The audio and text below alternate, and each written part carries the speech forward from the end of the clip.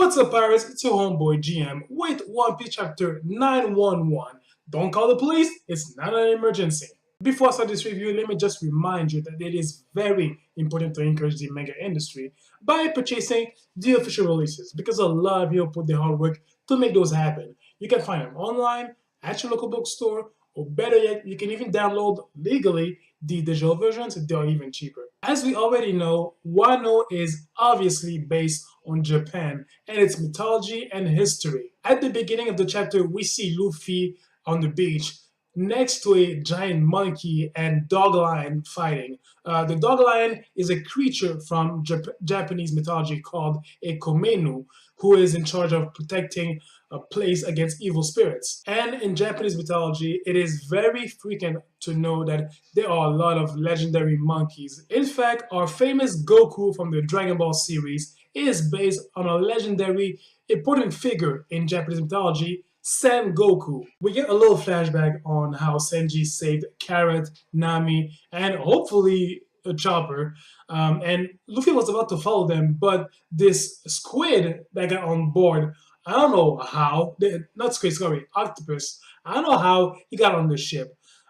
Even in the previous chapter, I still don't know how he got there. But anyways, this octopus held Luffy back, and they ended up washing into the whirlpool and on the beach of Kuri in Wano territory. I found that very funny on how Luffy is just walking around while there are two gigantic legendary beasts fighting each other to the death, and he's like, "You guys, okay, fight all you want, but be careful on my ship, all right?" And it's like, Luffy became so confident about his own strength, and he has seen a lot of things during his voyage that it seems that nothing surprises him. Nothing surprises him anymore. Let me correct that. Almost nothing surprises him anymore, because I'm pretty sure that if Frankie would have built a Gundam-like robot, I can guarantee you Luffy would be crying his tears out. He has lost his Vivre card, so I'm wondering how he's gonna find the others on Wano. But considering that this is the Straw Hats we're talking about, like, these guys attract attention on them, whether they like it or not. So it's not gonna be a big deal. We get introduced to a new character, Otama, who is in this chapter celebrating her 8th birthday.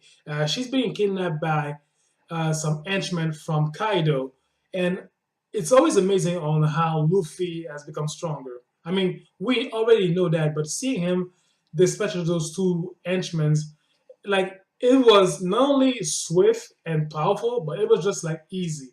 And it's amazing. It's always amazing to see him fight. Those two henchmen wanted to sell Otama to the red light district. If you don't know what that is a neighborhood exclusively reserved for prostitution and sex stuff. Lots of sex stuff. Lots of it.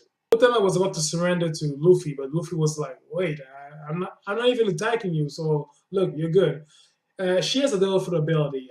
Apparently, she can pull dango, a Japanese male, out of his skin and give it to anybody she wants, I believe. And I'm wondering if this is part of her powers, but everybody, it seems that giant monkey, Hihimaru, that was its name, as soon as he ate it, he became docile. So I'm wondering if everybody that eats a dango becomes docile. And to be honest, what I just said sounded so wrong. So wrong in so many shades. Otama is 8 years old. She wants to become a bewitching ninja, basically a proud warrior, you know. And there's something that is very interesting about this character. She, just like Momonosuke, honor and pride is really something big for them, and it is a perfect reflection, from my point of view, of a child in feudal Japan. Sorry, kind of twisted my words there. Back then, honor and pride and loyalty, those were moral values that were so high that it's either you respected those moral values or you died. That's how it was. And it's seeing how Otama is reacting about you know not being angry, not being hungry, and holding her hunger by drinking tainted water. I mean, that's a lot. She decides to thank Luffy by offering him a bowl of rice, and of course, Luffy eats it in a gulp and asks for seconds, but he's disappointed after that. But he pretends to not be disappointed, so we already know that Luffy is not that good at lying. Then we got this Tengu, another important figure in Japanese mythology, that comes and tells to Luffy that why he ate all the rice. And apparently, it only happens twice in a year that that Otama can actually eat at her as much as she want because throughout the entire year, she builds hats made out of bamboo, and she tries her best to sell them all to get a little food in her stomach, but she doesn't have it good. And even though that she could live anywhere else, she keeps staying here because she is waiting for a certain pirate called Ace. And that is very important to note. It is very important to realize that Whitebeard and Wano might have shared a great connection.